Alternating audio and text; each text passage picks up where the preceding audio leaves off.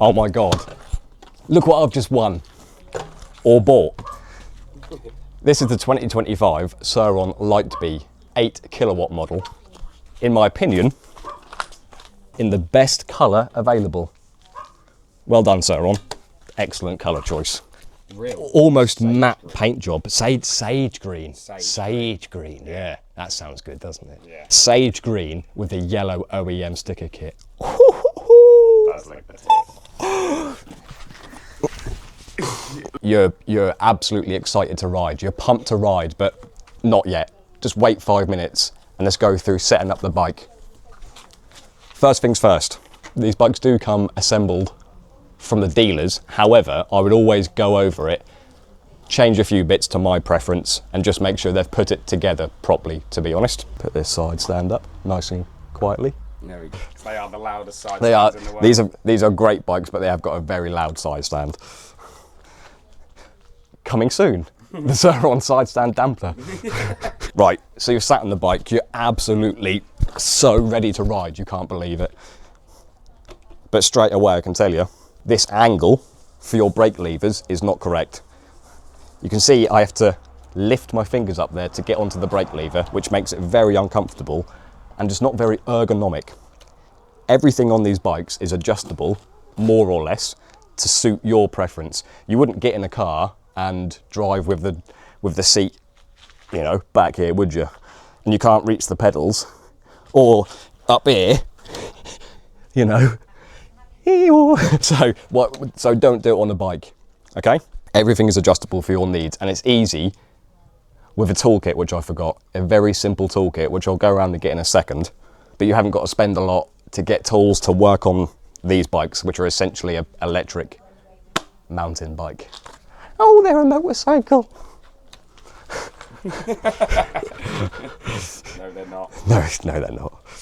Right, so I do need the tools. First things first, brake levers. They're not at the right angle here. I'm going to show you how to set them to the right angle. But I need Side stand dampener. a side stand dampener and a 5mm Allen key. This is an £11 toolkit and is all you need to service your Surron, Talaria or other electric bikes. Screwdrivers. Are you sure on that?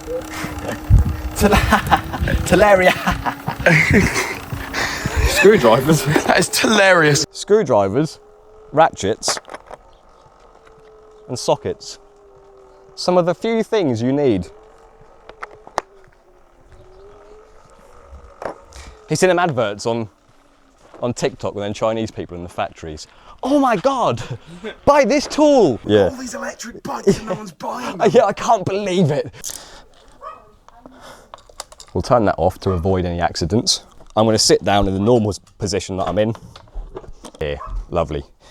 This angle here, you can see my arm goes down and at my fingers, it lifts up, putting stress on my fingers, also meaning I have to lift my hand up to go onto the brake lever, which isn't the safest, because that means I have to almost pull the throttle on to get my hands on, my fingers on the brake lever. That's no good. I'm going to push this down so the angle on my arm is consistent all the way down to the tips of my fingers. Looks pretty good to me. Looks better. I can put my fingers on the brake lever without any stress to them and without having to lift them up to go over the lever. Lovely, there we go. A second adjustment on these two, which is the reach. There's a couple of ways you can do this. There is a set screw in here that adjusts the pivot of the lever to decide where it sets the natural resting position for the lever. So you can do it that way. The second way, if you don't want to adjust that and your brakes feel good, is you can undo these. There we go. Perfect, we've moved that over. So both of our fingers, it depends if you want to brake with one finger or two fingers or three. Or four. Or just your thumb. Perfect, feels much better. And we'll nip this up. The way you nip these brake levers up, again, this is on push bikes and motorcycles. You nip the top one up. Hasn't got to be really tight, just enough. Ooh. There you go. That's better, that's fixed. So we nip the top one up gently. You can see there, we can still move the brake lever, even though the top one is nipped up fully. That's what we want, okay? Because I moved it, we'll then set this position again. God, it feels so much better than this one. You can see the angle, see the difference there. from the one I've set up to the one I haven't, and this one does feel horrible. Yeah. Awesome. Top bolt nipped up. The bottom one we keep relatively loose, so we'll just do it till it hits the outer part of the clamp. And just nip it up a little bit. We want to still be able to move the brake lever, which is perfect, I reckon, that tension. We'll set it up. The idea being that if and when you fall off these and the brake lever hits the ground, it doesn't then break the brake lever off because this is too tight. Instead, it moves this up, and all you end up with is a brake lever like that and a little scratch on the end. And all you can do then, because it's not nipped up and tight, you can just push it down back to where you want it.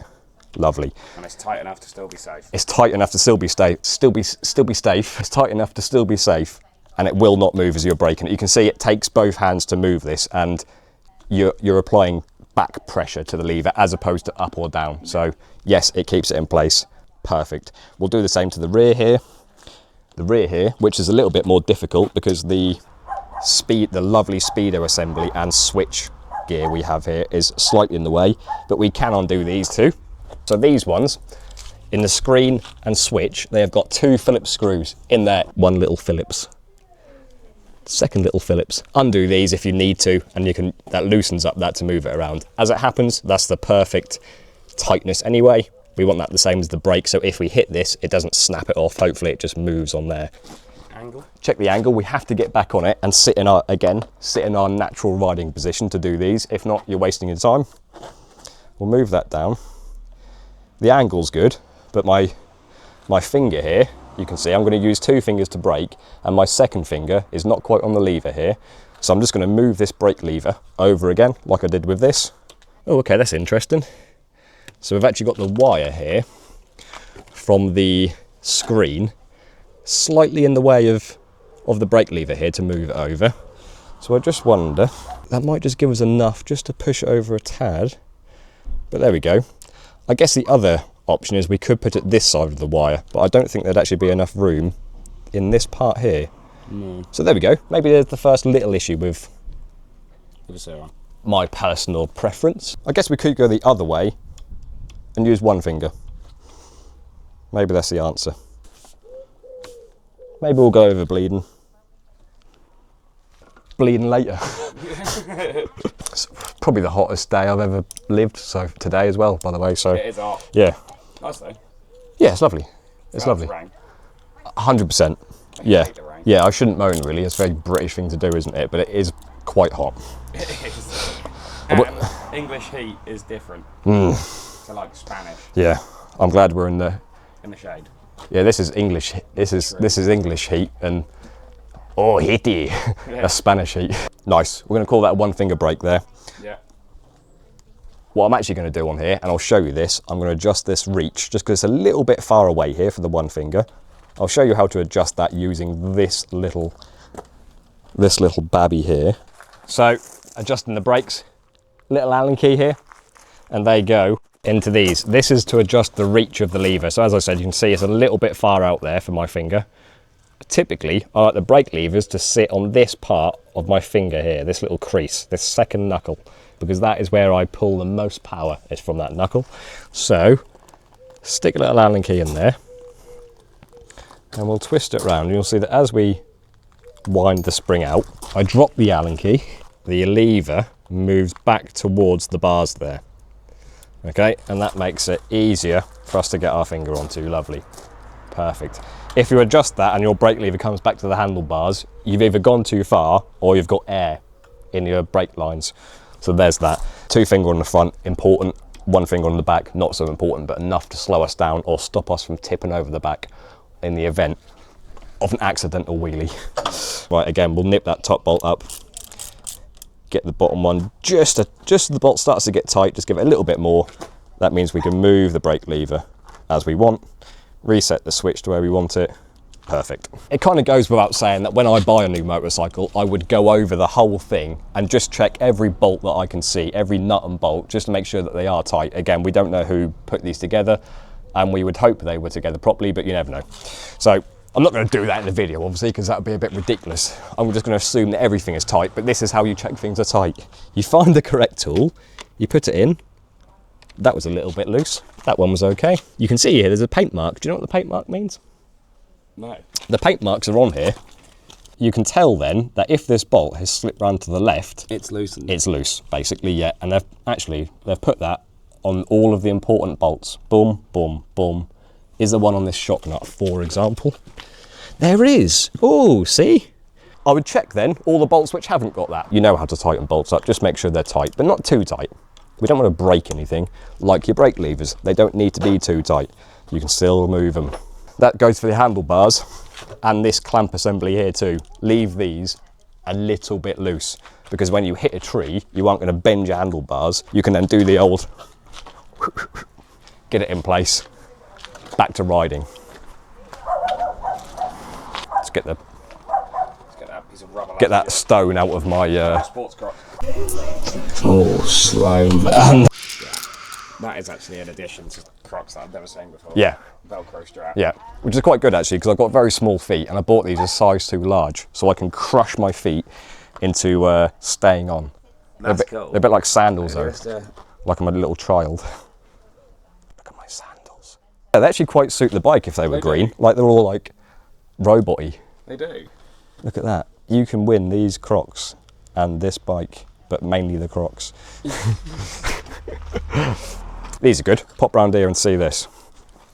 I like when the manufacturers put these graduation marks on the handlebars, because you've got a set point then that if you were to adjust the handlebars via these bolts, undo and twist forward or back, you've got a reference point that you can use to decide where you were and where you are going to go. And if it doesn't work out, you can put it back to exactly where it was. So, well done. I like these. I'm not going to adjust the handlebars, but if I was going to, it's a bit of a difficult one this is, but you can see the handlebar basically is sort of shaped like this. So from this back point here to this fat bit in the middle, it's this angle here which we're looking at. So we have to imagine there's a line going either side of that, parallel lines going up, and that's the angle, which as we look at it, looks pretty good to the angle of the fork. Set them up so they're in line with the forks. You'll see what I mean by that angle when you look at them. As you twist them, you'll see, but they're pretty good. We're good. We're good. I'm then going to check that the wheel is in line with the chassis. On the end here, you can see these graduation marks on the swinging arm. Notch, notch, notch, notch, notch. On the opposite side, they've got the same marks, as you can see. We've also got this chain block adjuster here with these notches on here. We can also use the back or the front of the blocks as a reference point as to where it sits on these notches. So for example's sake, we'll say that the end of the block here is 1, 2 notches in, and that lines up with the second notch. We then go to the opposite side, down here, and check 1, 2. Pretty good. The second way to adjust it is with a pair of measuring calipers. I might have some in the van, and you measure this distance from the back of the chain, the back of the swinging arm here to the front of the chain block.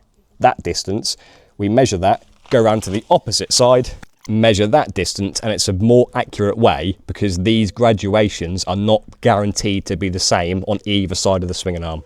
Yeah. It's important to set the chain tension because as your suspension compresses, your chain tension will increase, usually. It seems on here that actually gets a little bit looser as it goes down, but that's probably to do with the fact of the pivot point and where the chain runs as well, which actually is straight on the pivot point of the swinging arm, which is different. There we go. You want to make sure that under compression of suspension that your chain isn't too tight and is going to try and rip the sprocket off the motor in there.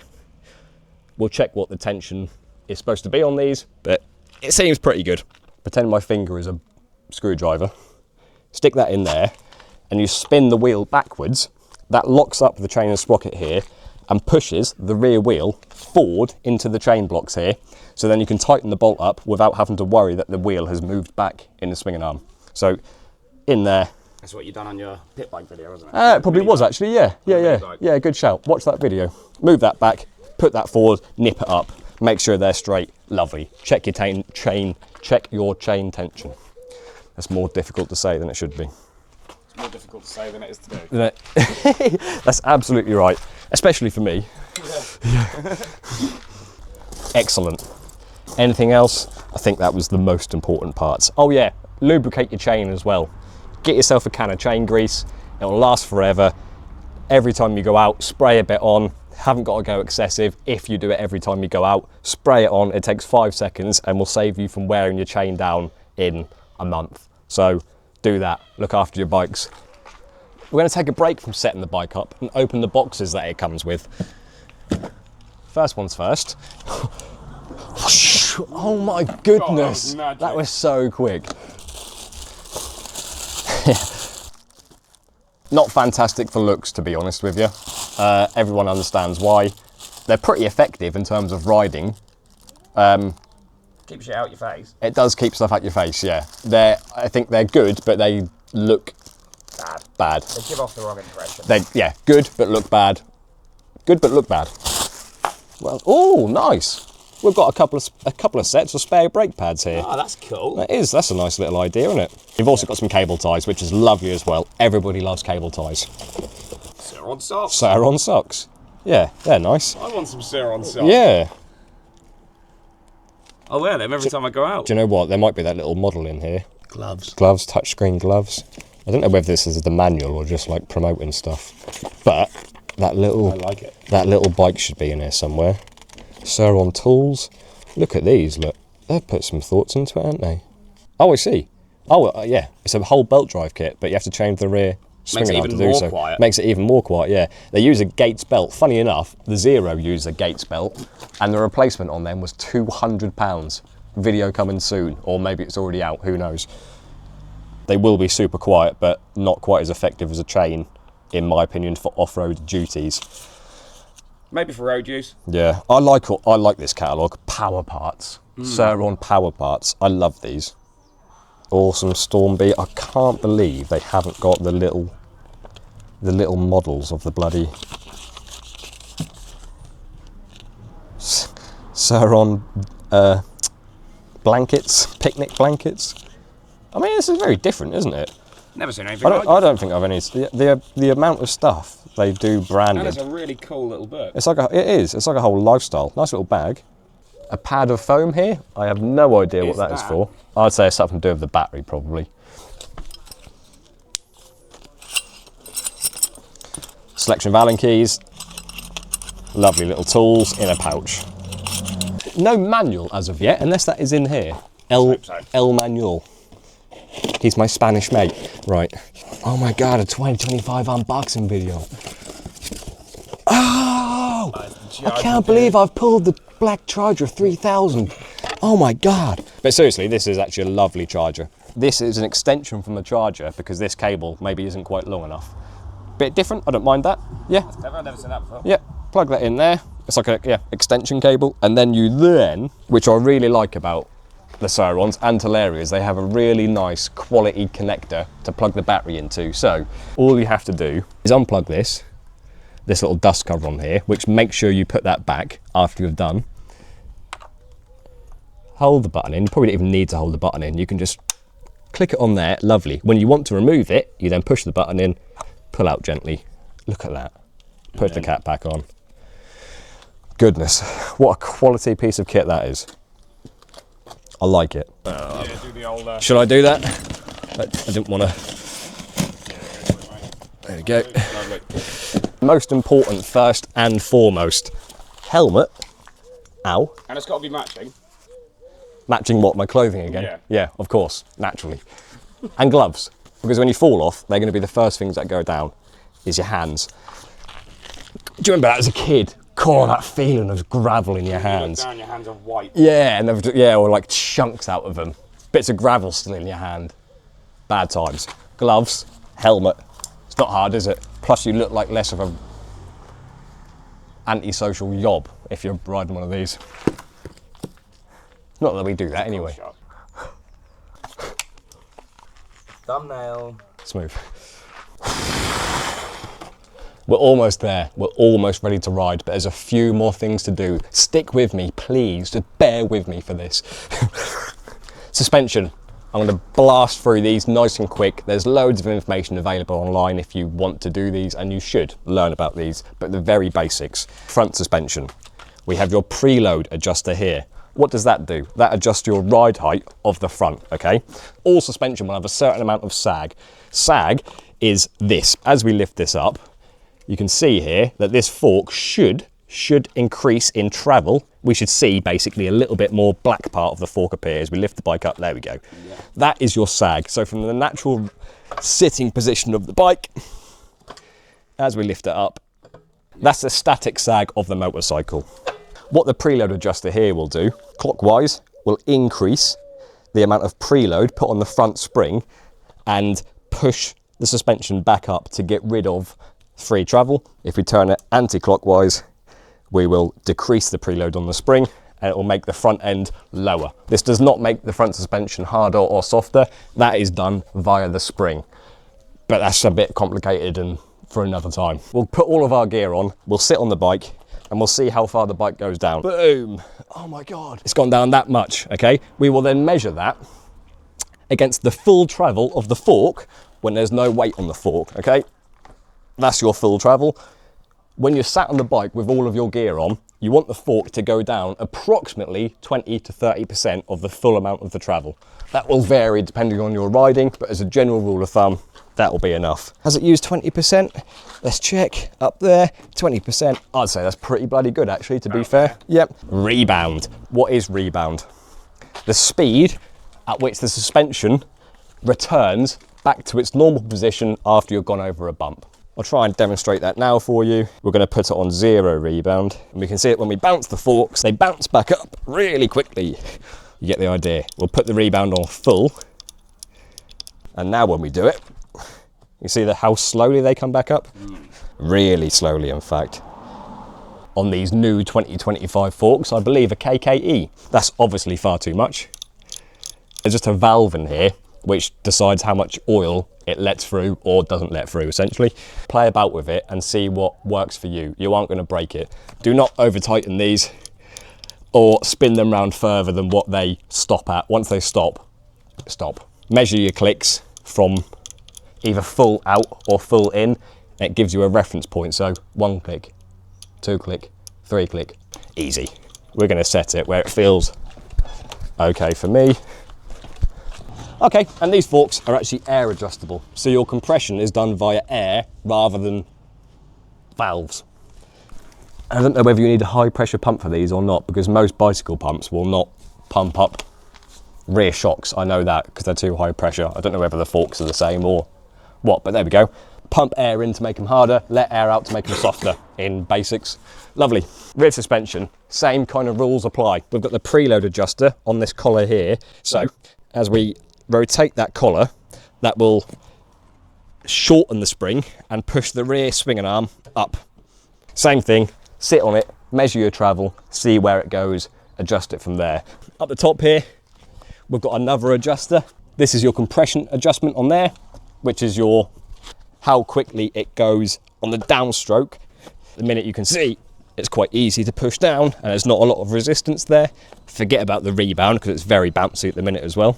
We'll put the compression on full and we'll find that it's a little bit stiffer to push down on here. It's not stiffer in terms of the spring rate, it's stiffer in terms of the amount of oil that is flowing through the shock. If we left it on that setting, the rear wheel is not going to have a chance to adjust to the bumps, and it's going to make it really bumpy ride on here because the suspension can't use itself. You can see here there's no rebound on this shock at all at the minute because it's just bouncing back like a pogo stick. Rebound adjuster is this gold one at the bottom here. A little bit more awkward to get to, but not impossible. You shouldn't need to use pliers, etc. on these and ruin them. Just do it with your fingers. You can probably come in from there if you need to. So we'll put a few clicks on that. Still seems really bouncy. Yeah, it's much better this way. A little bit stiff on that rear adjuster, but it is new. Ah, lovely, straight away. You can see here as the seat comes back up, it's not bouncing back up. It's following the shock. Nice and slow, nice and dampened. Do we want a little bit more? I'll give it a tiny fraction more. 1, 2 clicks, that's all we'll do. Perfect, much more controllable. As we push in the center of the bike, you can see more or less that both the front and rear suspension goes down and comes back up at the same rate. Yeah. I'd say that's not a bad little setup for, you know, 5 minutes. Maybe put a click more rebound on these. Yeah, that's better. Nice and equal, nice and set up there. Last couple of things. If you want to check how much travel you're using on these, a couple of ways you can do it. There's this little rubber grommet on here, which is actually your bump stop. You can push that up to the top, and as you compress the suspension, it will push the rubber down to the point where your suspension goes, and it will stay there. It'll be the lowest point. It'll be the lowest point. A little tip, if that is not on there, you can get a tiny bit of grease on your finger, smear it on the shock stanchion there, and as you compress the suspension, it just leaves the grease at the bottom point of where you left it, and you can see. So if you're bottoming out, you can then see you're bottoming out and change the spring to accommodate. Whew. On the forks, you get a tie wrap. Wrap it around the forks, tie wrap around there, hasn't got to be super tight, just enough to stop it from moving up and down. Cut the tab off. As your forks compress, the tie wrap moves down and stays where the fork leaves it. You can then see how much travel you're using and adjust your preload or spring rate to accommodate. Tyre pressures are important too, and so is drinking water. That's a little bit on the seat of the bike. Just mop that off with my yellow and green East Anglian Boy t-shirt, www.eastanglianboy.com. Use code nothing to get nothing off. Use code EA Bikes to get, like, I don't know, 20% off. Go on, someone, I dare you to buy a t-shirt. Get yourself a tyre pressure gauge, they're very cheap. The front doesn't feel too bad. So, we've done the brakes, we've done the suspension. We can't adjust seat position on these like a bicycle, but you can get seat height. You can get seat risers, seat extenders, etc. if you want to. Here. Yeah, there is a good thing about these bikes. There's a lot of aftermarket components you can get for them. It does look really good. So good, I want one for myself. Surron, UK. Does it suit me? This would be perfect. This would be perfect. Thank you. Have you seen these? I mean, you have seen these, but colour matched the piston covers to adjustability. We have adjustable foot pegs here. 3 positions. They unbolt from the back and you can move them forward or rear, forward or back, to suit your preference. Give you a bit more space or close it up a little bit. I like that. We'll grab this and we put it in here. We then open this lovely little cover here, turn the breaker off here, breaker, and we push this button in. Yeah. God, we push this button in, lift that up. Oh my God, look at that for a connection. That was so smooth, it was unreal. Okay. That covers back over. Oh yeah, we'll put that back on, get that out of the way. Look at that. Now, yeah, I can tell you, that bit of foam sits in the bottom of that battery thing there. Should we put it in? I think we probably should. Have they got the USB on them as well, charger? Yeah. See, oh, that's incredible. I am super impressed by the quality of the Surron bikes. Is it on there? No, that's here. Yeah, look at that. Built-in USB charger. 5 volt, 2.1 amp. Charge your phone as you go and or put your sat nav on there, or get yourself some fairy lights. Everything is super good quality. That is good quality. I can see the frame is good quality. All the wiring is tucked neatly out of the way here and like held in with covers and stuff. It's got a little clip to hold this down with. Do you know what I mean? It's proper. We'll just check this bit of foam. Well, that's just made for it, if you ask me. Yeah. Pretend we've got a new battery. Oh my God, a new 1000 volt battery. Oh my God, this bike is gonna spin the earth round. Right, we're just gonna lift these charge cables out the way here. Gently place that down into there. Just let gravity do its job. It will just fall through. It just falls into place like that. Oh, that sounded quite dampened as well. At the bottom, that bit of foam just give it the nice little squish it deserved. Just to stop the battery bouncing about in there. Just tuck it neatly behind there. This is the waterproof seal in here, by the way, this red part. So make sure that is on at all times and in good condition. We'll just press that down, wait for the click. Oh. Tell me that doesn't sound good. Okay. Give that a little pat for good luck. Got to turn the breaker back on. Breaker. Little screen turns on here, which is a lovely little screen. 2 keys. Wow, look at them. And the cool key ring. Oh, and that's a nice key ring. Dash modes and dash. So we have dash modes. I think they're adjusted. Aha, by this big button here, probably. Modes. We have sport mode, or we have EP. Eco practice. Eco pussy. Sport mode or eco pussy? Which one are you? There we go. This button here is used to cycle through all the modes of max mileage, max speed, etc. Very boring, so we'll just put that cover back on, but it's a nice quality little screen there. I can do this. Well done. That'll do. Blah, blah, blah, but I like basic screens. That tells you I wouldn't even need that really, to be fair. Just battery percentage and what mode I'm on. It works well. Yeah. No, that's it. Yeah, I'm more focused on riding, you know. Towards a tree at 40 miles an hour. Lovely grippy pegs. This is the 8 kilowatt model. Again, another upgrade from last year. I think 18, 19.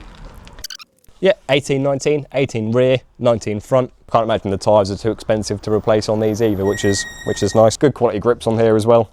Surron branded. Make sure that is off. Yeah.